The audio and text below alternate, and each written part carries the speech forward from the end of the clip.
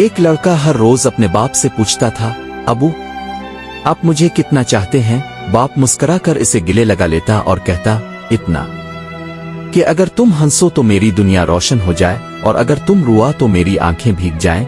वक्त गुजरता रहा, ये सवाल और ये जवाब दोनों उनकी आदत बन गए। एक दिन लड़का स्कूल से उदास वापस आया, इसकी आंखों में आंसू थे। वो सीधा अपने बाप के पास गया कि आज फिर वही सवाल करे और वही मोहब्बत भरा जवाब सुने।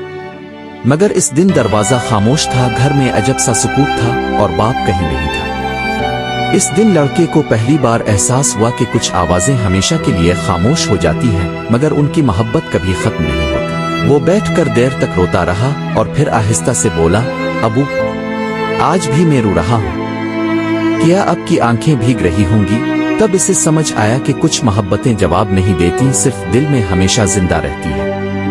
हमें इस कहानी से सबक ये मिलता है कि अपने वालिदैन की मोहब्बत की कदर उनके होते हुए करें, क्योंकि जब वो हमारे पास नहीं रहते तो सिर्फ यादें बाकी रह जाती हैं और तब जाकर भी हम उनसे एक बार बात नहीं कर सकते।